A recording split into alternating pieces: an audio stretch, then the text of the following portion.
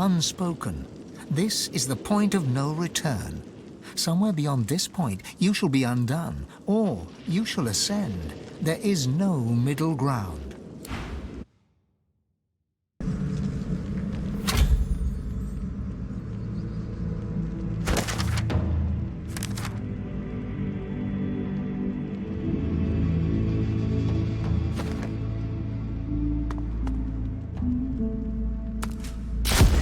Come here often. I don't know what you did, but you just released a source flood. I thought I'd come and see what all the fuss was about. Should have known you were getting yourself into trouble. Looks like the big moment has finally arrived. I will do everything I can to support you, Godwoken. I will pray for you. I think you'll need it.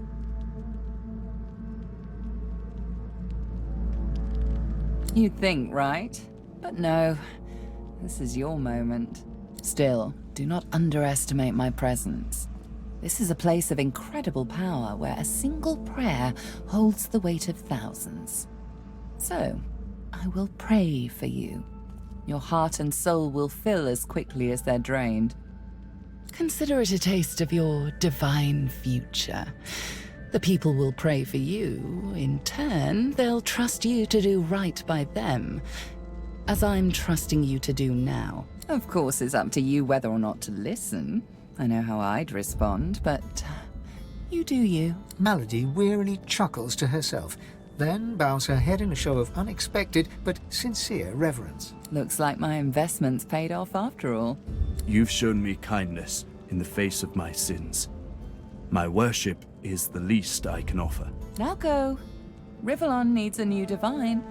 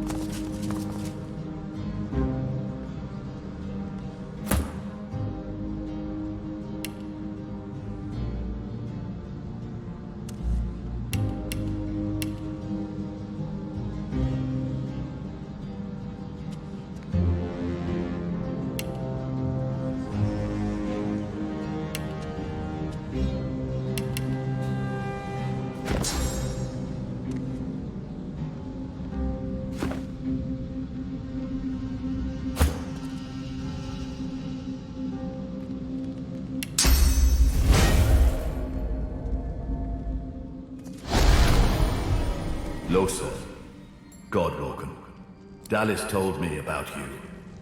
You must be as hard as diamonds, and twice as bright, to have come so far. Your divine welcomes you. The divine you thought dead lords over the chamber from a granite throne. He moves to speak, but it's Riedeman's voice that next pierces the air.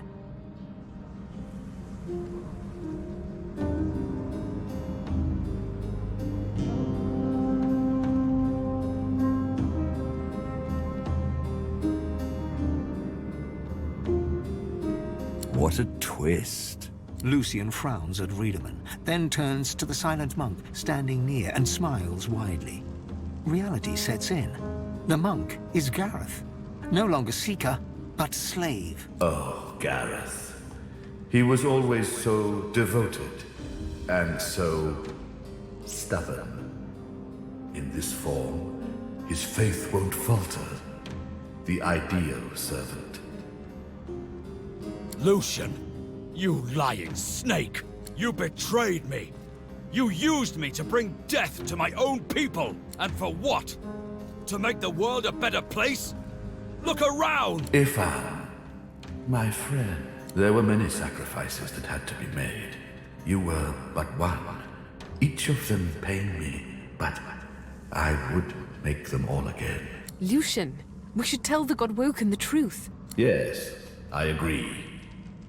It is time we dropped our masks. Dallis nods, then reaches for the sides of her head.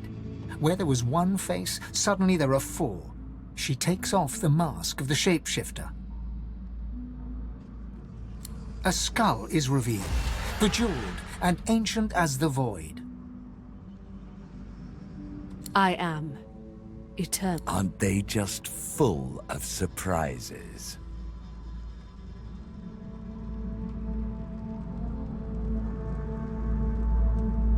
Fear not, Godwoken. Dallis is on the side of all that is good. She is helping me rid Rivellon of the influence of the Source. Listen to her. I shall tell you the tale as I told it to Lucian. Long ago, the scholar Fane discovered that the veil between the world and the void was made of Source. Our 7 lords desired this power. Of course. Silence, slave. Our king forbade the 7 to reach for this power, but they didn't listen. Instead, they rebelled and sent the king and his people into the void. With the Source they stole from the Veil, the 7 created the races so they would have worshippers.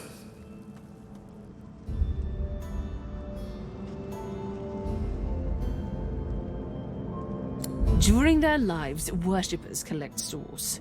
When they die, the gods feed from them. It's an ingenious system.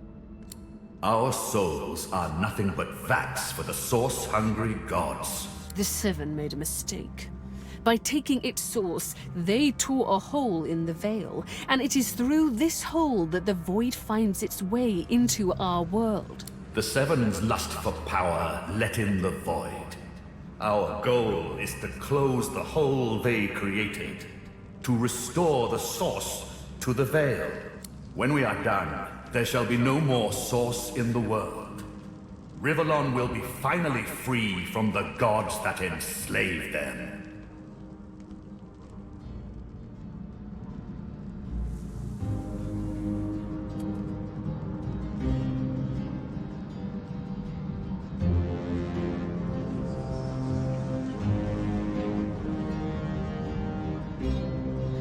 He hesitates, then he swallows his pride. Here is the truth. I have killed thousands, perhaps millions, for the greater good. But I made a mistake. It was my use of death fog that opened the door to the God King. It upset the Veil and took the 7 by surprise. My one mistake meant all those sacrifices were for naught. Those sacrifices must have meaning. They must stop the void once and for all.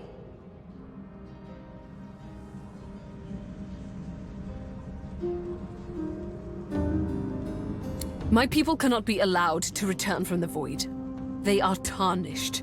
They are void-woken. They can only bring chaos and death and... There is more, but she hesitates to share it. Then she decides that she must. I was a child when the God King tore my family apart.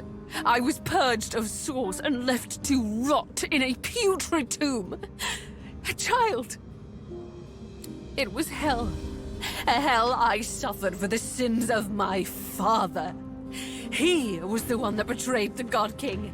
He was the one that told the 7 the secrets of the Veil. The cruel joke of it all is that the same tomb that housed my tortured body is what sheltered me from the void. Few Eternals escaped that fate. Myself, my mother, and Fane. Yes, Fane is my father. What? No. It can't be. Everything Dallis did. It was all you. Child. Everything I did to fix your mistake. Our people, every purged sorcerer, every dead magister, all those weeping families. They're on your head, father. But now I have revenge. Revenge on the 7 and the God King. Revenge for what they took from me. My life. My people. My mother! The hammer's voice falters and her coolness vanishes. Every crack and rasp betrays her grief. But her next words burn not with sadness, but anger. Did you even look for me? Did you even look for her? Dallis, control yourself. Our purpose transcends your personal wounds. Yes. You are right. Dallas's reasons weren't mine to question. All that ever mattered to me was peace. Peace for Rivellon. Peace for me, whatever the means. And now, we are on the precipice.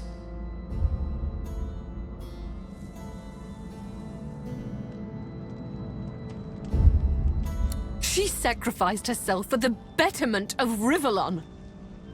She didn't do it willingly, mind you. Curiosity led her to the tomb. My hunger for source took care of the rest. I presume her bones remained there. And then I took her place. Face rippers are such marvels, aren't they? It didn't take long to realize that Lucian was the key to my vengeance, and I was the key to the salvation of Rivellon. While Dallis sought the Aetherin, I started draining the gods of their source. Slurp, slurp, slurp. One more word from you, and I shall use the leash. I had to hide from the gods. So I had the walls of this crypt equipped with tenebrium and protections put in place. It worked. Everyone, even the gods, thought me dead. As divine, I was created, empowered to stop the void. I was the avatar of the Seven, their strength and their weakness. My bond to them allowed me to drain them of their source.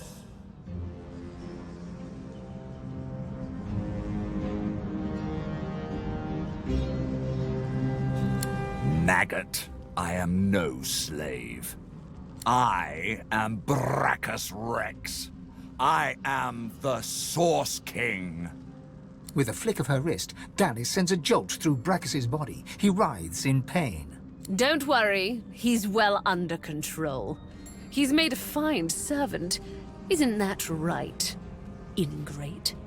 I used him to find the Aetherin. When we're done, I'll release him from his duty and free him from his pain. Until then... Dallis punctuates her statement with another wrist flip. Brachus shudders, but his lips remain curled in a self-satisfied grimace.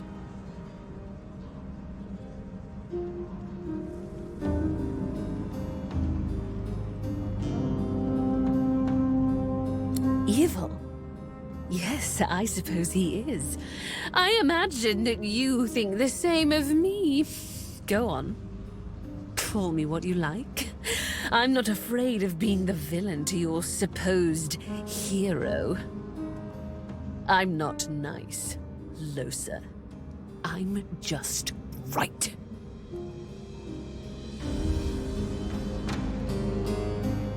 Of course. The Voidwoken infestation was merely an inconvenient side effect. Scores of elves perished in Deathfog after Lucian. After the incident, and fewer elves meant fewer worshippers. Without worship, Tyrsendilius was deprived of source. He weakened, and so did the Veil. It was the opportunity the God King was waiting for. To strengthen himself, he sent his Voidwoken, the remnants of my people, to hunt down the sorcerers seeking to reclaim their source. The Voidwoken. Disgusting things. They ravaged the land they touched and infected the air they breathed. They were also an incredible stroke of luck. You see, blaming the sorcerers for Voidwoken made them easier to capture. The Aetherin now contains almost all of the source the Seven stole. Soon, we will be able to heal the Veil. The void shall be banished, and I, Lucian the Divine, shall return from the dead. A false divine, of course. I shall have no power, but the world will not know this. I shall demand peace, and we shall have it. The plan is almost complete. We have made so many sacrifices, Godwoken. All of us.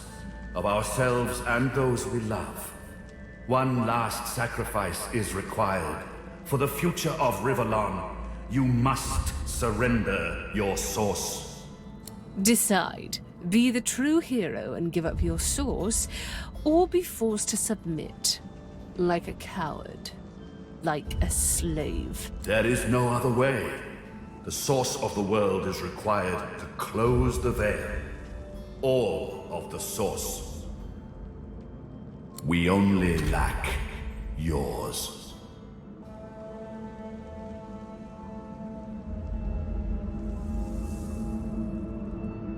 As I say, one last sacrifice is required. Yours.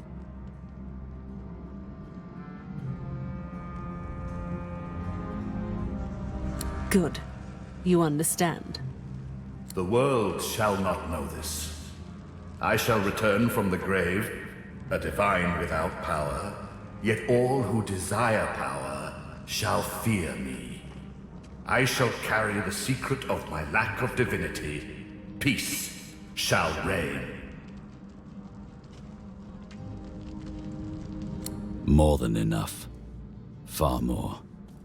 I will suffer him to live no longer. Ifan unsheaths his weapon. He stands by your side with every muscle tensed, like a coiled spring. Fire blazes in his eyes as he looks to you for support.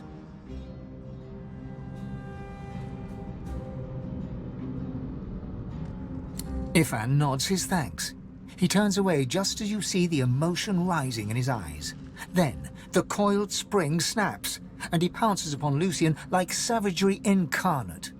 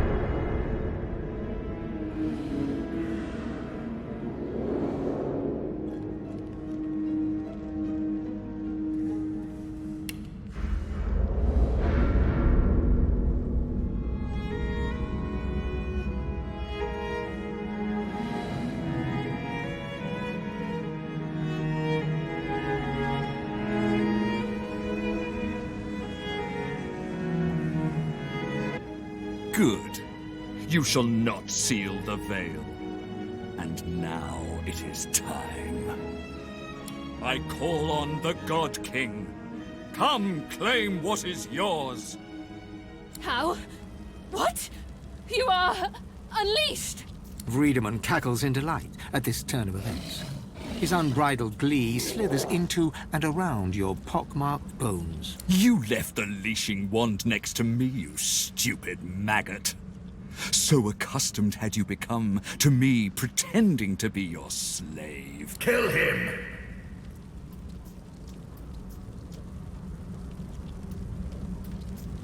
Do shut up, you tedious buffoon.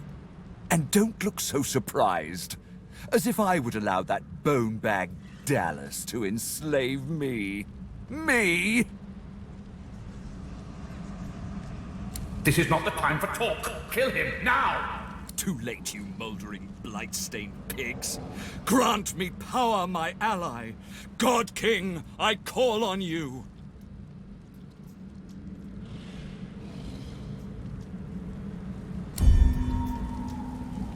You would interrupt Brachus Rex? You would interrupt the Source King? You shall redefine suffering.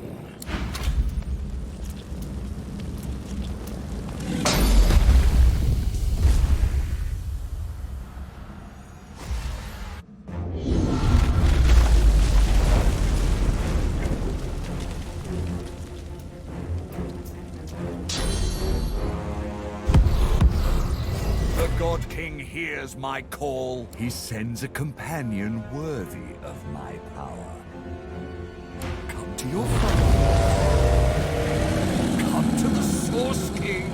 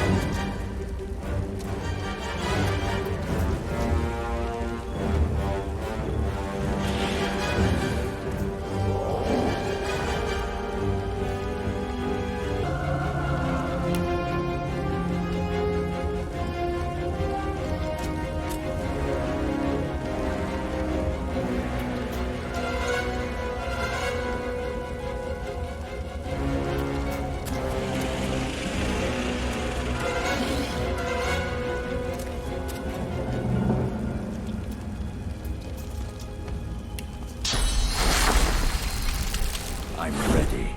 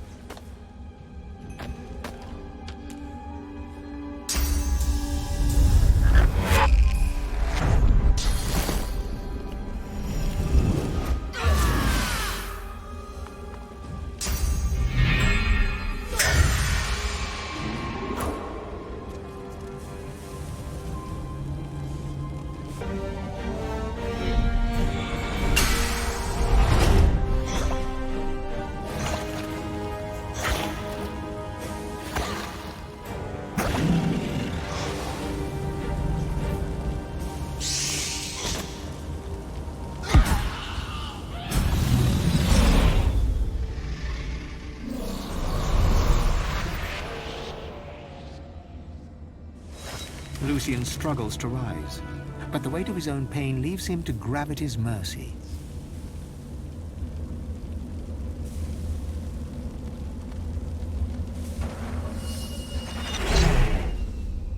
My time is done. But your source burns so bright I'm all but blinded by it. Be wise and true, Godwoken. I am no hero, but wisdom and truth.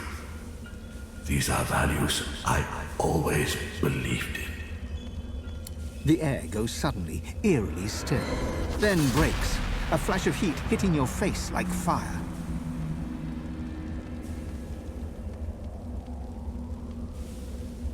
I hate to crash the party, but I think the time's come for an intervention. There's a matter I need to attend to, you see. Dallas groans at the doctor's appearance as he calmly raises his palm. What is the meaning of... Enough talk from you.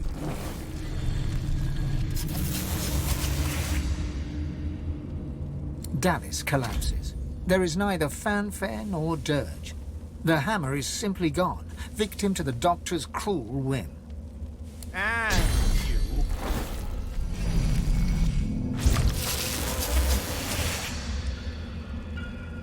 The doctor turns to you after the late divine falls, lifts a blood vial, and taps it to make a dull clink. A chilling reminder of the pact you made. Amazing. What forces I command with the power of our pact, yes? I've come to collect. I presume you intend to honor our agreement.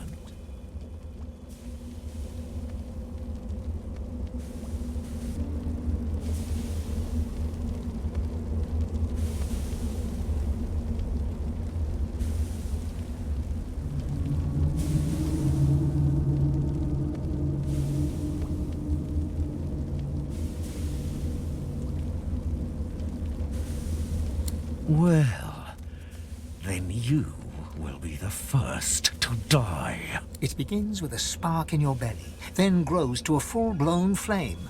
No amount of energy can counter the fire burning you from within. You hear his voice once more as your life slips away.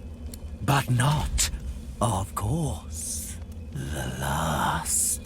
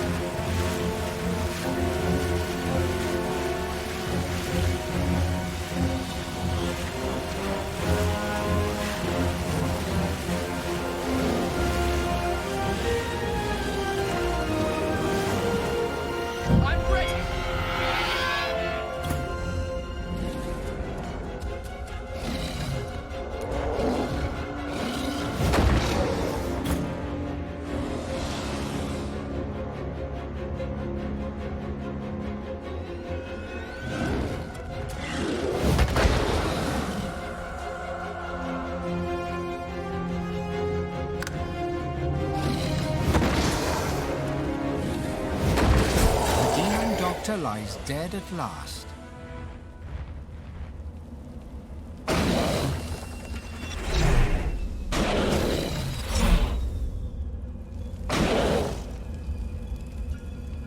You think back on your journey here, on all that you have seen and done. You think of the Magisters and the sorcerers they hunted, and of the good and the evil on both sides. You think of how the Eternals came as Voidwoken to reclaim their stolen world. You look at the source around you. The power is immense. Divinity at your fingertips. You think of what you could do with such power. The rights you'd wrong, the wars you'd win. You marvel at your journey and how it has changed you. You think of those you left behind, and of those you met along the way, who stood by you or against you. It's time to choose your fate, and the fate of all you hold dear. What shall it be? Shall you be divine?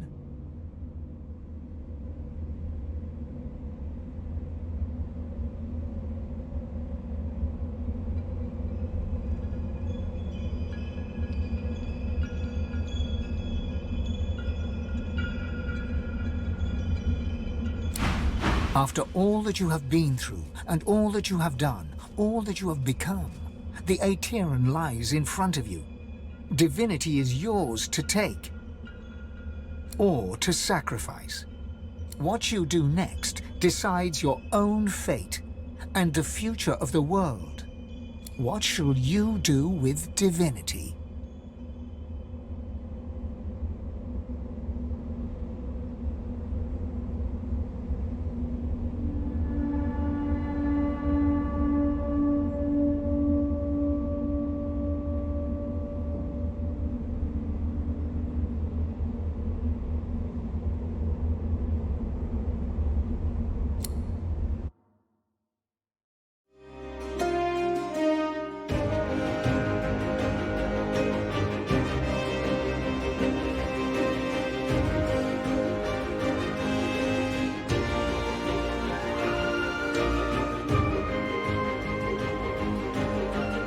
So it ended. A tale that began with my own ill-fated attempt to rid the world of the Godwoken.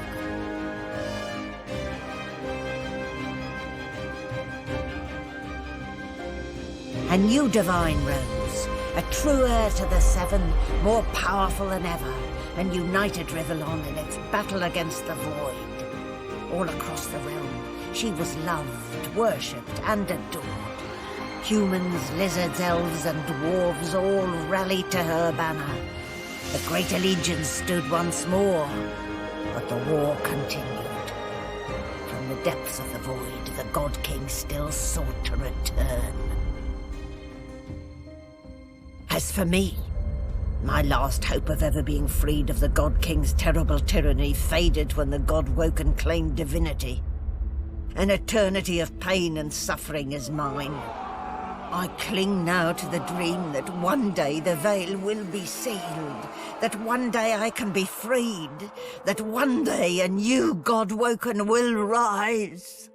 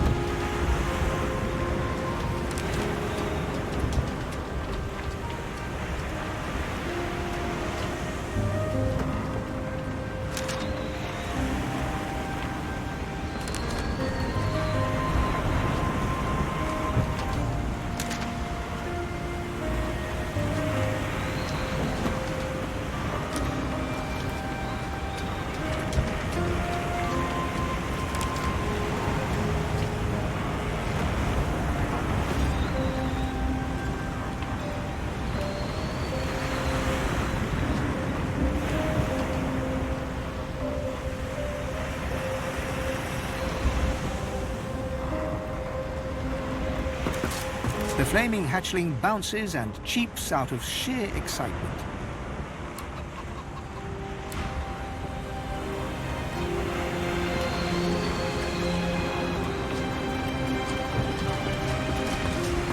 Well, well. Look what the cat dragged in. A god, no less. And me in no state to shake hands. Divinity suits you. Though I know of one it might have suited even better.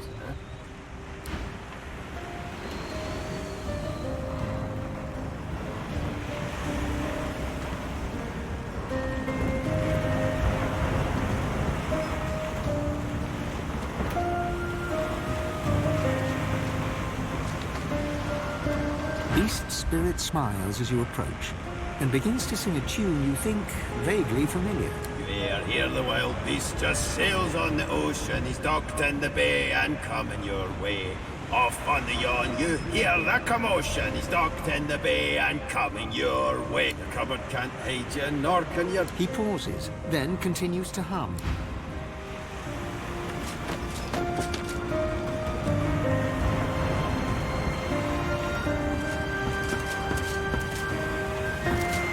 Well, if it isn't the new Divine gracing me with her presence. How honored I am. That is the question, isn't it? How does one top the greatest feat of necromancy ever conceived?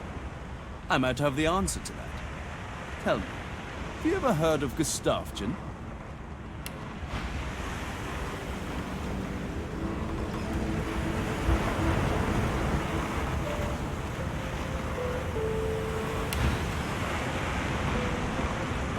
No, of course you wouldn't. It's a written language, unreadable to most, but myself naturally. It comes from a mysterious race from another world, beings that feed on minds. I intend to seek them out. This Gustafsson seems to guard portals to their realm. And once I've uncovered one, well, why settle for being the greatest mind in just one world, and there's another for the taking?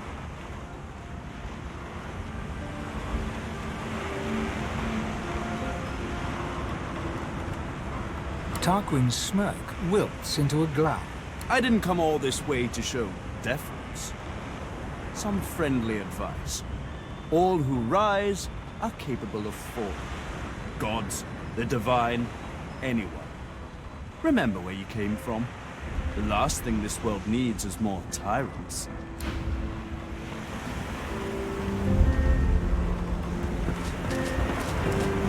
A slight grin crosses the spirit's face. Whether her smile is sincere or not, you can't be sure. I see great potential in our new divinity. I don't expect to be disappointed. Ifan gives you an appraising glance. Curiosity mingled with an emotion you can't quite put your finger on. Reflected in the mirror of his eyes, you see yourself, majestic, powerful, emanating an aura of purest source. Ivan's lip curls slightly, and he looks away. So, you're it. Our new divine. I truly hope you'll do better than Lucian. Be better.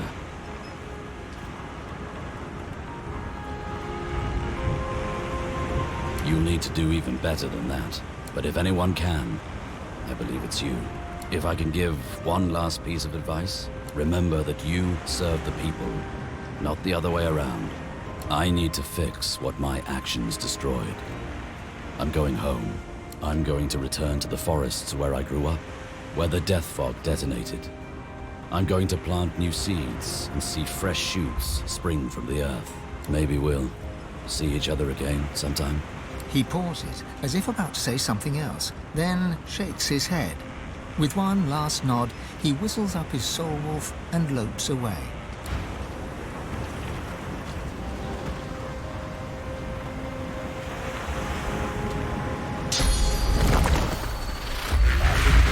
Thane is reading a volume of Cranley Hubert's famous encyclopedia. He leafs through it slowly, muttering to himself.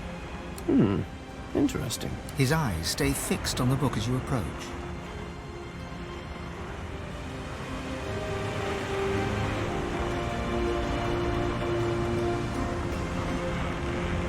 Yes, I see.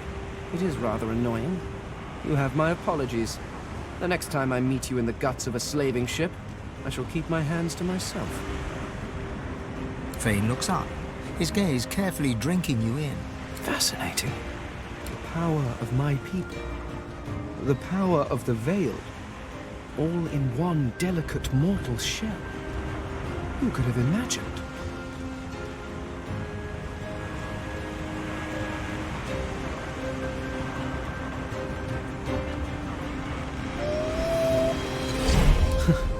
I don't doubt it.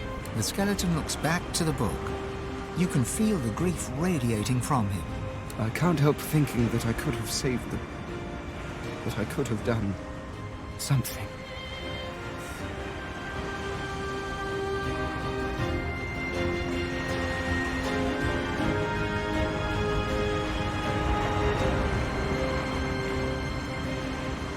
You can do that? Of course you can. Look at you. No. The only thing worse than losing them would be to lose them and not mourn that loss.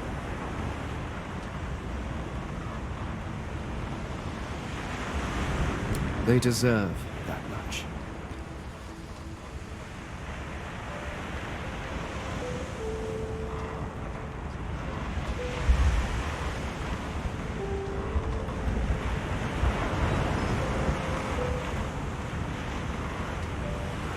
The skeleton hefts Hubert's dog-eared encyclopedia, its weight heavy in his hands. I've been rereading this book, looking over your history once again, poring over every detail with a new perspective, and do you know what? It's shit. Fane tosses the book over his shoulder. It flutters in the air as it sails over the ship's railing and disappears with a faint splash. If you have spent your life staring at a thing, you can write about it with knowledge. You can write about it with love. But it is almost impossible to write about it with wonder.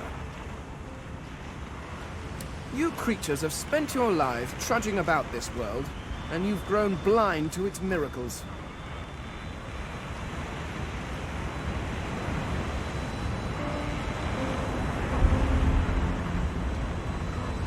Simply that to see the true beauty of a thing, sometimes you have to look at it as an outsider, as someone with fresh eyes, if you will.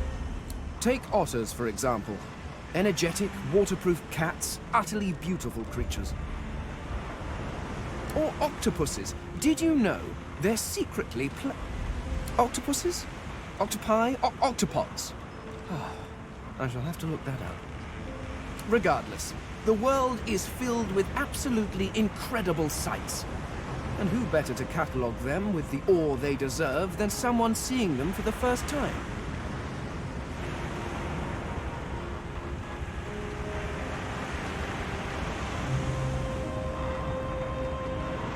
Do you know, there is the idea that nothing is ever truly created or destroyed. I suppose we are all Source, just in different forms. You being the cruder, less jewel-encrusted form, naturally. But my people were Source too, although we didn't know it at the time.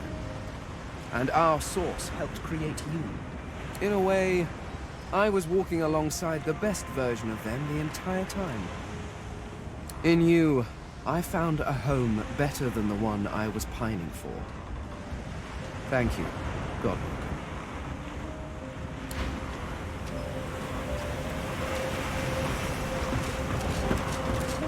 Use it wisely.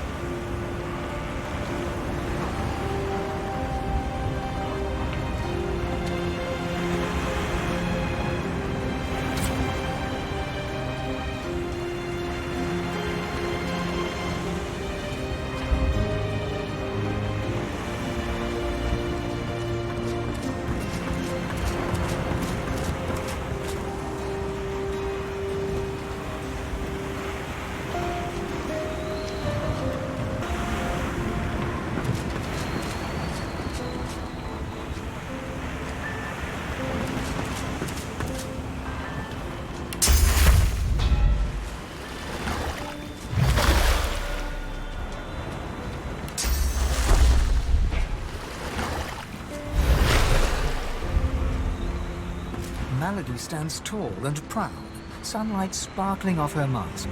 From here, she looks almost angelic. Well, here we are again. You, me, and the ship I've saved from ruin for your personal benefit. I'd say you owe me, but why state the obvious? Get an eyeful, Your Holiness. I expect it's the last we'll see of each other for some time. She turns to them, arms crossed, and grins. Look at you. Magnificent.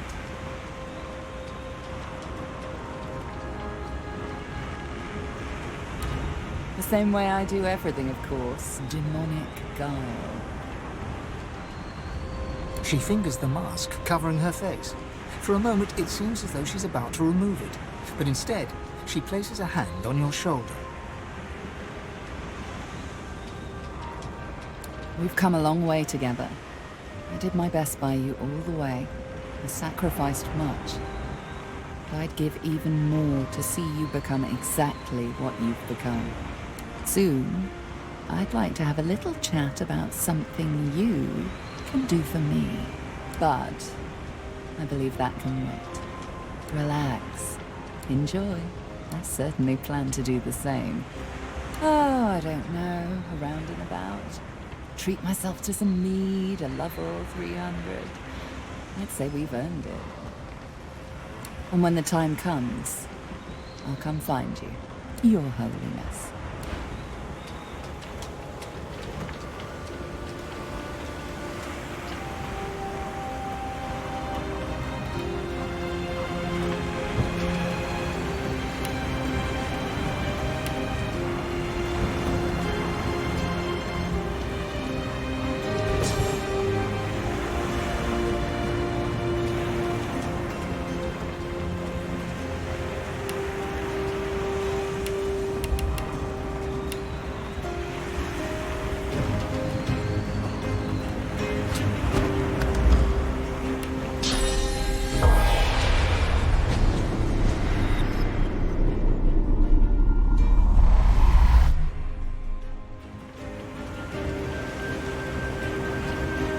Be a stranger now.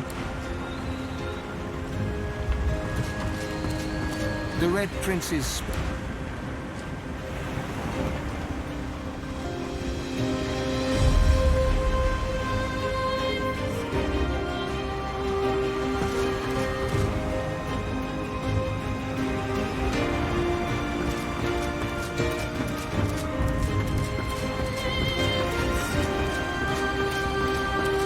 The new Divine.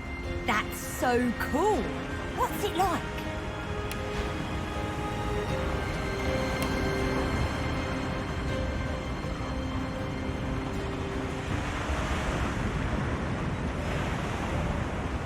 Really? Neat. I'd start with dessert if I were you. There's also the matter of my payment for all the stuff I've done for you. That'll be... He taps his fingers and mouths silently while he counts, until he arrives at an acceptable figure.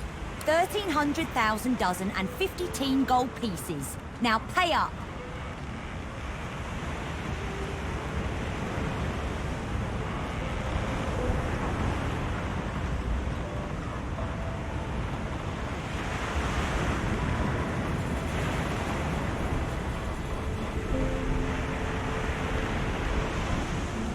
Oh yeah?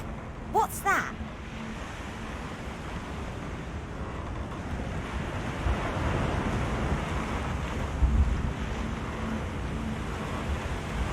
Han ponders your suggestion for all of a second. Okay, I love being all sneaky and well, yeah. But you'd better believe the bill for that will be a doozy.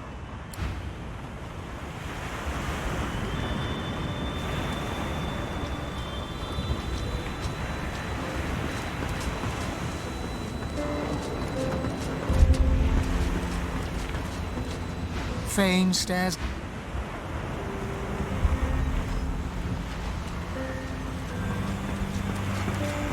Use it wisely, Divine.